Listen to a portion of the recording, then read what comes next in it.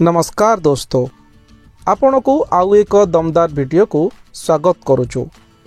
State Bank of India रो एपरि एक plan जो थे कि आपण मंथली केवल 2000 टंका इन्वेस्टमेंट करी 10 वर्ष पाई निज फ्यूचर पाई किछि वर्ष मध्यरे आपण 1 कोटी 80 लाख टंकार वेल्थ क्रिएशन करि परिबे। कथाटी हुए तो आपण को आश्चर्य लगी पारु थाए, किंतु आमे आपण सहित कोनोसी मजाक करूनाहु। पूरा कैलकुलेशन सहित एही वीडियो माध्यम रे आमे आपण को देबु समस्त तथ्य जे किपरि आपण मंथली 2000 टंका इन्वेस्टमेंट करी 1 कोटी 80 लाख टंकार वेल्थ क्रिएशन करि परिबे।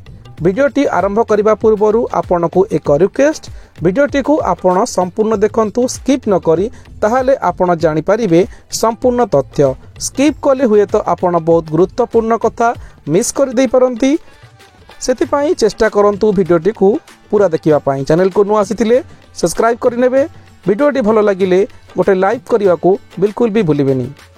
स्टेट बैंक ऑफ इंडिया हेउची भारतर सबुठारु बड़ पुराना एवं public sector bank. State Bank of India रो 60 रु ऊर्ध्व म्यूचुअल फंड रही। म्यूचुअल फंड क्षेत्र में एसबीआई होची देशर सबुठारु नंबर 1 एएमसी कंपनी। जदि सबु म्यूचुअल फंड रो फंड वैल्यू देखा जाए ताले टोटल फंड वैल्यू रही 10 लाख कोटी टंकारु ऊर्ध्व। स्टेट बैंक ऑफ इंडिया रे इन्वेस्टमेंट करिबा आपनकर पैसा रही थाए संपूर्ण सेफ आउ सुरक्षित, आउ एथिरे आपनकु अधिका रिटर्न मिलिबार चांसेस मध्य रही थाए। एही वीडियोटी आमे आपण को केवल एजुकेशनल पर्पस हिसाब रे देखाउछु। आमे एथिरे कोनोसी ब्रांड रो प्रमोशन करूनाहु। जदि आपण चाहंती निजरो फाइनेंशियल एक्सपर्ट रो एडवाइस अनुसार अन्य म्यूचुअल फंड रे मध्य आपण निवेश करि परिबे। दोस्तों, निजरो फ्यूचर को सिक्योर करिया पई एक बड़ फंड तयारी करिबा फ्यूचर पई निहाती आवश्यक। कहीं ना सही बड़ फंड द्वारा आपणकर फ्यूचर रे थिबा समस्त लायबिलिटी जेमिति कि आपणकर पिला को भल स्कूल रे पाठ पढ़ाइबा, तार हायर स्टडी, पुओ हेउ झियो हेउ सेमानकर बाहाघर, निजर रिटायरमेंट प्लानिंग, एथि सहित निजर पई गोटे भल कार किनिबा, ए सब स्वप्न को आपण करि पारिबे साकार। वीडियोटी को फॉलो करी आपण एक भल जगह रे भल म्यूचुअल फंड रे इन्वेस्टमेंट करी तार म्यूचुअल फंड रो बेनिफिट आपण नै पारिबे। स्टेट बैंक ऑफ इंडिया रो बहुत गुडे म्यूचुअल फंड रही, हेले आज आमे आपण को जो म्यूचुअल फंड विषय रे कहिया पई चाहूचु सही म्यूचुअल फंड टी रो नाम हेउची SBI कंट्रा fund direct growth plan. एही प्लान रो वर्तमान गोटे एनएबी रो मूल्य रही 398 टंका 40 पैसा आजन 28/1/2025।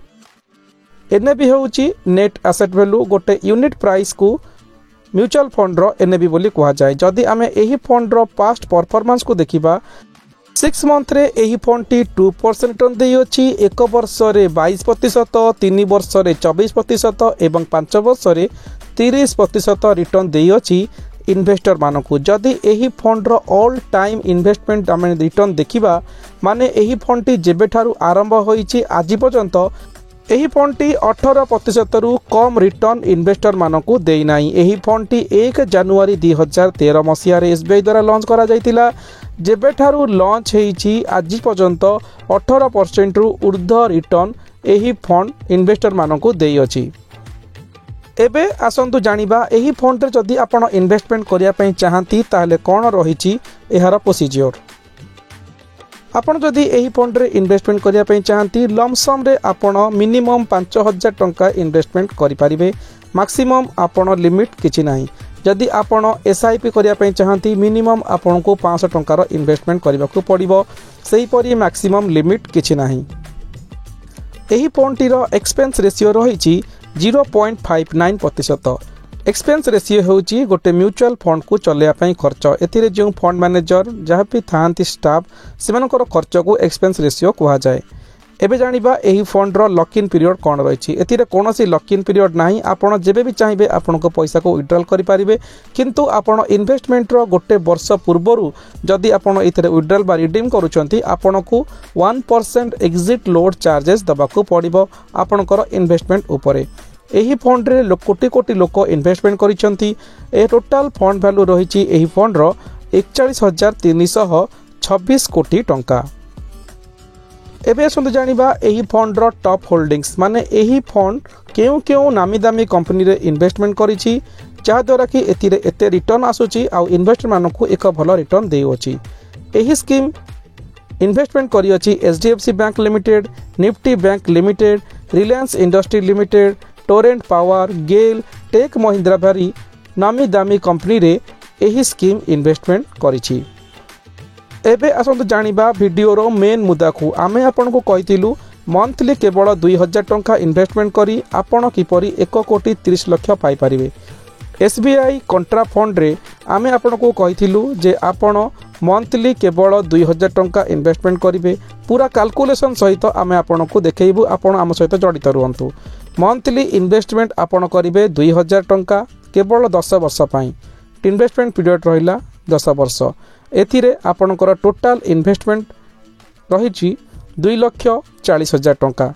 जदि आमको एही फंड रे मिनिमम 15% भी रिटर्न आमको मिलुअछि ताहले आमको 10 वर्ष पर आमर इन्वेस्टमेंट आउ आमर रिटर्न मिसिकी आमको टोटाल रिटर्न मिलिबो। रिटर्न एथिरे आमको मिलुछि 3,17,315 टंका।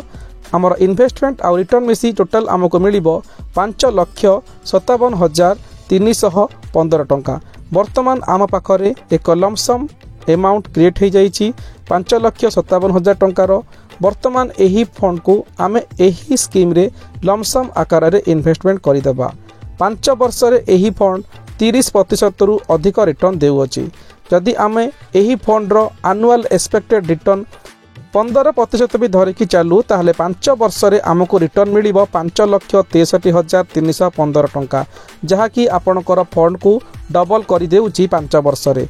टोटाल आमर इन्वेस्टमेंट रिटर्न मिसी आमको मिलिबो 11,20,960 टंका। जदि आपण एही फंड को 10 वर्ष पर्यंत इन्वेस्टमेंट करी रखंती आउ कोनोसी इन्वेस्टमेंट न करी ताहले आपण को 10 वर्ष रे मिलिबो 16,97,335 टंका।